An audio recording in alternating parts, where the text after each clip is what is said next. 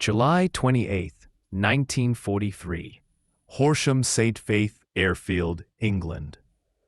Rain drizzled over the concrete dispersal pads as Lieutenant Colonel Hubert Zemke sat in the dimly lit briefing room of the 56th Fighter Group, staring at a wall plastered with photographs of burning P-47 Thunderbolts.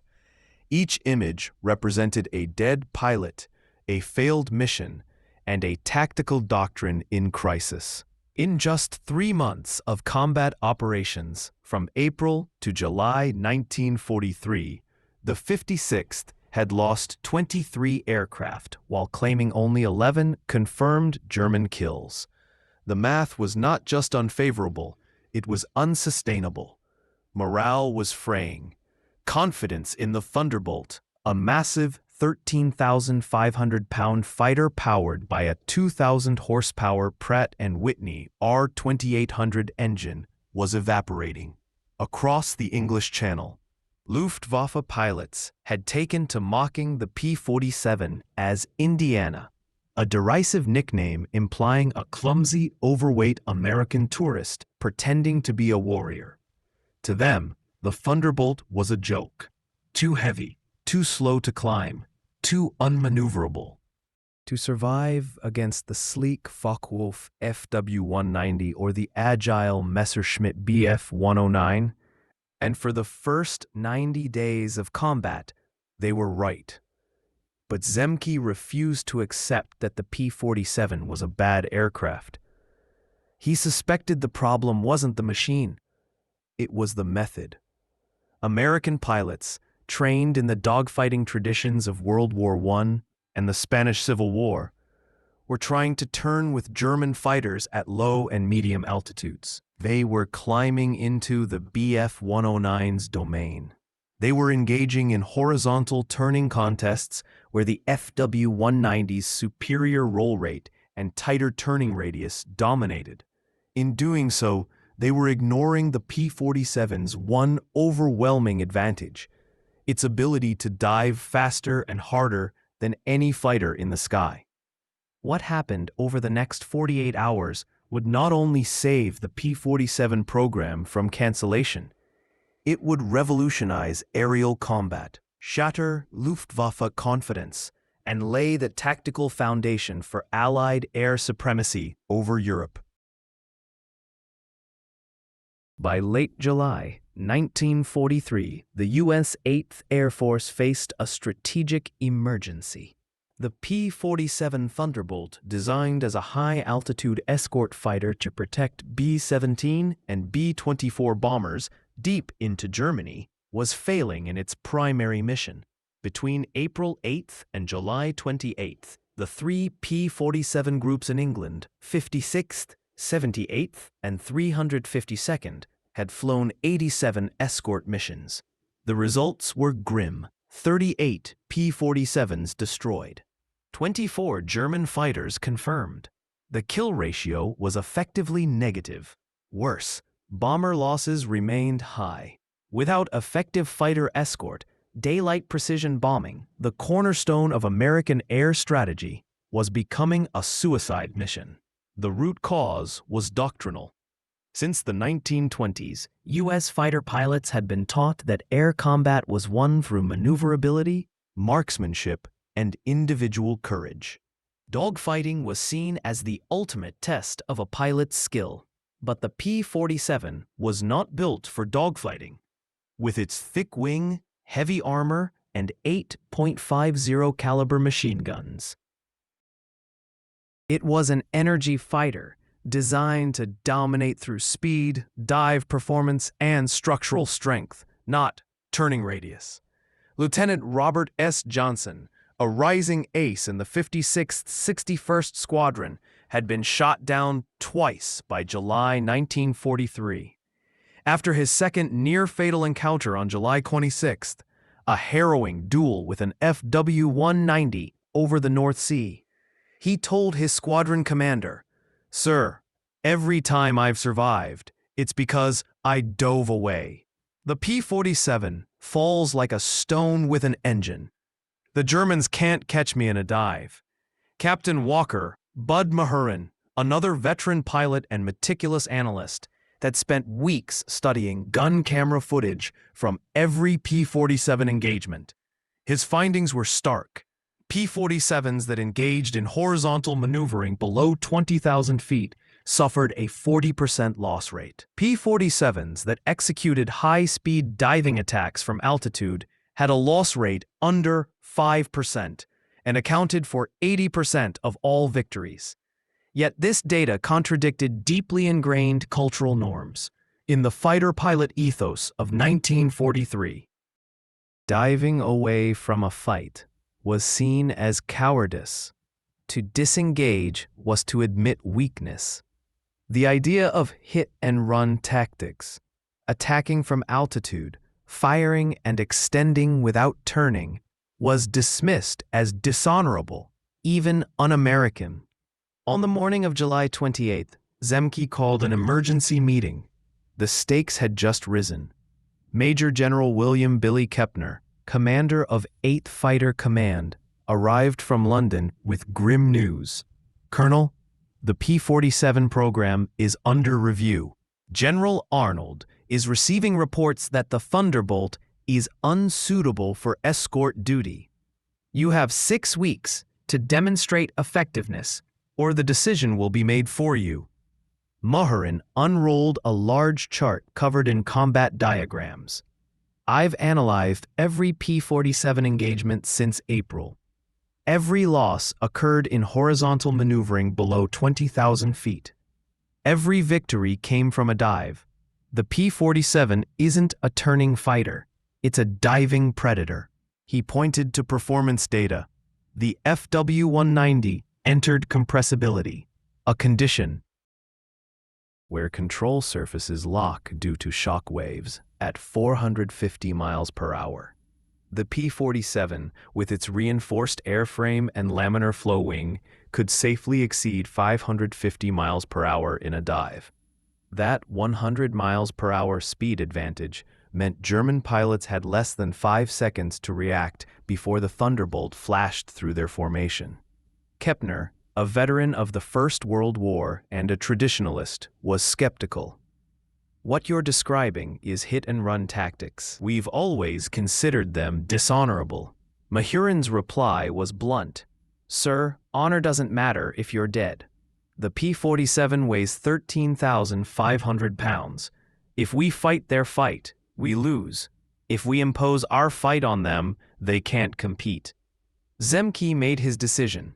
We have 48 hours before the next mission. We're going to redesign our tactics around one principle. The P-47 is a vertical fighter, not a horizontal one. Horsham Saint. Faith became a laboratory for a new form of aerial warfare. Zemke gathered every combat-experienced pilot and broke them into 3 work groups. Group 1, Altitude Tactics. They concluded that P-47 formations should patrol at 30,000 to 32,000 feet, 5,000 to 8,000 feet above the bomber stream, flying at 25,000 feet. From this perch, a dive would accelerate the Thunderbolt to 500+ miles per hour in under 15 seconds, giving German fighters less than 5 seconds to react. Group 2, Defensive Doctrine. The new rule: if attacked, push over into a dive immediately, trade altitude for speed, extend away at maximum velocity, then execute a zoom climb back to altitude. No turning, no lingering. Survival depended on energy management, not agility.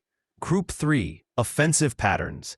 P-47s would attack in pairs or fours, rolling inverted and diving on a collision course from above. Total engagement time, under 10 seconds. Fire a concentrated burst, then extend. No second passes, no heroics. Zemke insisted on mathematical precision. This isn't art anymore. It's engineering. You'll attack like machines, kill like machines, and come like machines. Armament officers added critical insight. At combined closure rates exceeding 600 miles per hour, a target would be in the gun sight for less than 1 second.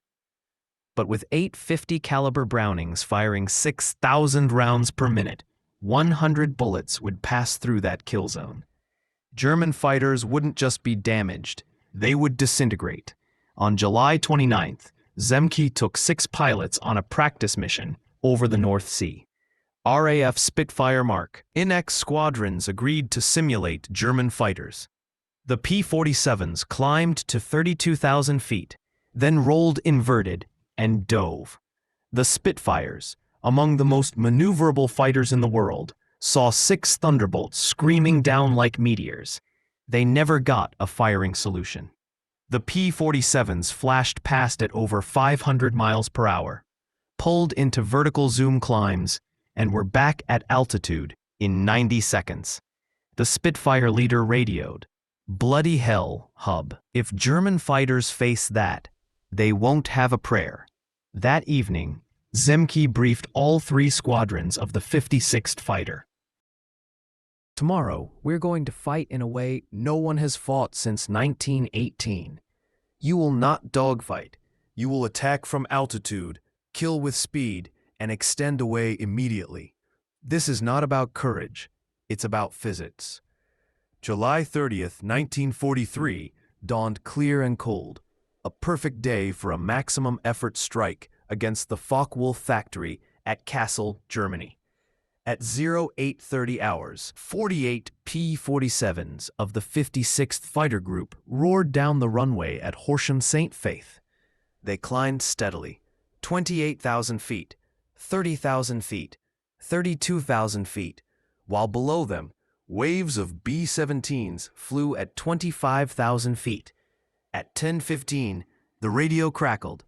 "Bandits! Bandits! Multiple groups attacking bombers from 6 o'clock. German fighters from JG-11 and JG-1, elite units led by aces like Heinz Knoke and Erich Rudarfer, were positioning for their standard attack at 26,000 feet.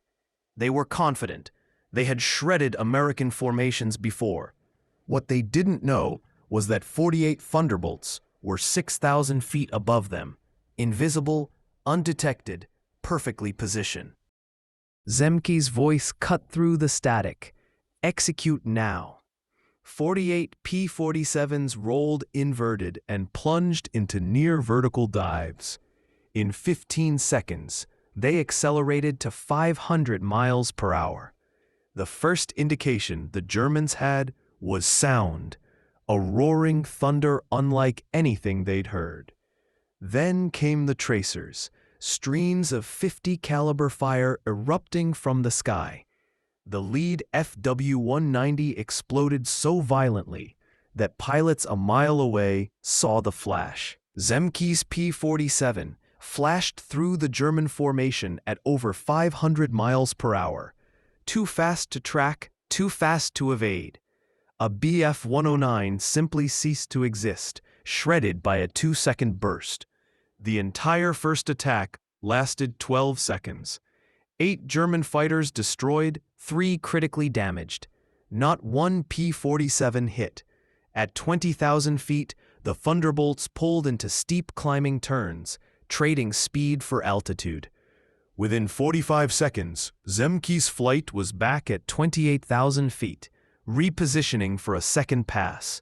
On the ground at Deelen Airfield in Holland, German pilots scrambled to regroup. Major Hannes Trautloft, a veteran of the Spanish Civil War and commander of JG-54, radioed, "Ignore the Thunderbolts. They've run away. Reform and attack the bombers." It was exactly what Zemke wanted to hear. The second attack was even more devastating. Mahurin's flight destroyed 5 German fighters in a single pass. German radio discipline collapsed. "They're everywhere. They're coming straight down." No time to react. By 10:25, just 10 minutes after the first attack, the German fighter formation had ceased to exist. 16 fighters destroyed, 9 more damaged and withdrawing. 0 P-47 losses, 0 pilots wounded. At Luftwaffe headquarters in Berlin, the report arrived within 48 hours. Pilots described an attack they could not counter. The Americans came from directly above. Speed was unprecedented. Before we could react, they were through our formation and gone. We never got a single firing solution. Reichsmarschall Hermann Göring scrawled in the margin, "The Thunderbolts are running away from combat." This shows American cowardice. But the pilots who had faced the new tactics knew better. The Americans weren't running. They were hunting. The transformation was immediate and measurable. In the 30 days following July 30th, the 56th Fighter Group's record was staggering. 67 German aircraft destroyed, 3 P-47s lost. Kill ratio, 22-1. Other P-47 groups rapidly adopted the same tactics. By late August, every Thunderbolt unit in England was fighting the same way: high-altitude patrol, diving attacks, vertical tactics only. German loss rates against P-47s increased by 300% in August compared to July. Pilots developed what they called Höhenangst, altitude fear. They knew that above 30,000 feet, invisible thunderbolts were waiting. The core principles became doctrine. Altitude is life. Always maintain the high ground. Speed is weapon. Use diving velocity as your primary attack method. Vertical, not horizontal. Fight in the vertical plane only. One pass, Hallis. Never linger in combat. The statistical proof was brutal. April to July 1943, old tactics. Kill ratio 1.3-1. August to October 1943, new tactics. Kill ratio 13-1. That was a 10-fold increase in lethality and a 5-fold improvement in survival rate. Bomber losses halved. The skies over Germany were becoming American. But the true nightmare for Germany was industrial. In the second half of 1943, the U.S. was producing 70% as many P-47s alone as Germany produced of all fighter types combined. By December 1943, the average German fighter pilot survived only 30 combat missions before being killed. The average American P-47 pilot flew 150-plus missions before rotating home. Oberst Johannes Steinhoff, one of the Luftwaffe's most respected tacticians, wrote in a classified report, "We are losing the war of attrition in the air. The P-47, using tactics we cannot counter, is destroying our experienced pilots faster than we can train replacements. This is not a tactical problem, it is an industrial problem." The report was stamped defeatist and buried. When the P-51 Mustang arrived in early 1944, it came with Zemke's tactical manual as standard doctrine. By D-Day, American fighter pilots had such complete dominance that Luftwaffe fighters were nearly absent from Normandy skies. In October 1943, General Kepner sent a message to all fighter groups.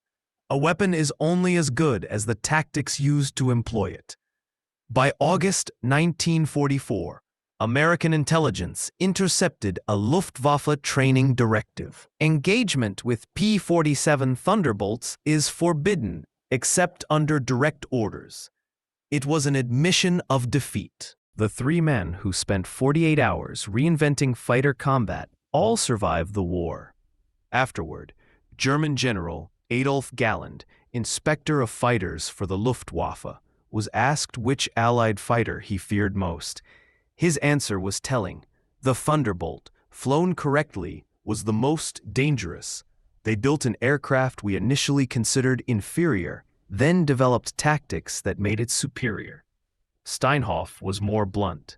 After August 1943, engaging P-47s became a calculated way to die. You can't outmaneuver an aircraft diving at you at 800 kilometers per hour. The story of the P-47's transformation isn't about an aircraft. It's about adaptation intelligence, and the willingness to abandon failed doctrine. In 48 hours, 3 officers at an English airfield analyzed data, questioned assumptions, and developed tactics that would define air combat for generations. The P-47 entered combat in April 1943 as an object of mockery. Too heavy, too clumsy.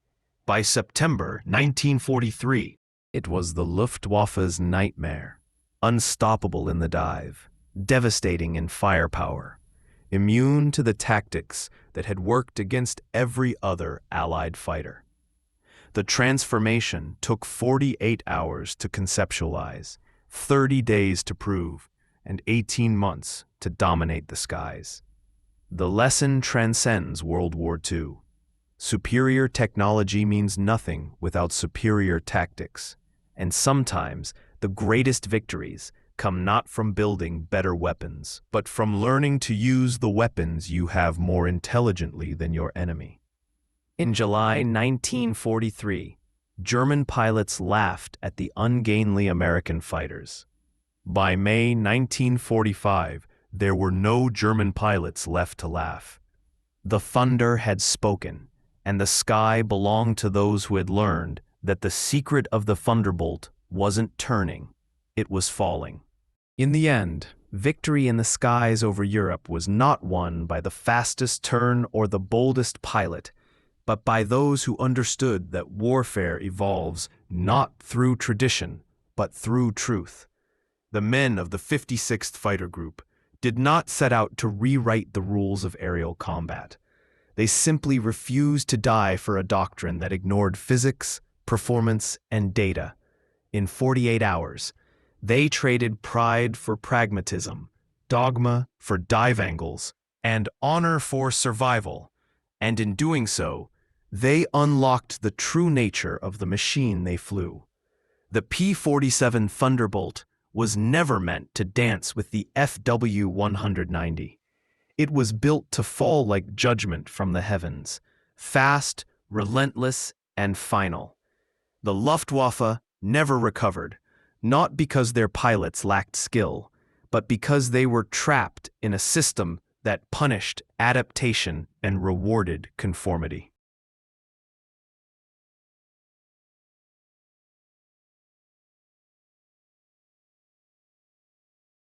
Meanwhile, across the Channel, American aviators embraced a hard truth. Courage without calculation is sacrifice, not strategy. That lesson echoes far beyond 1943. In every conflict since, the side that learns fastest, adapts clearest, and discards failing doctrine without sentiment is the side that wins.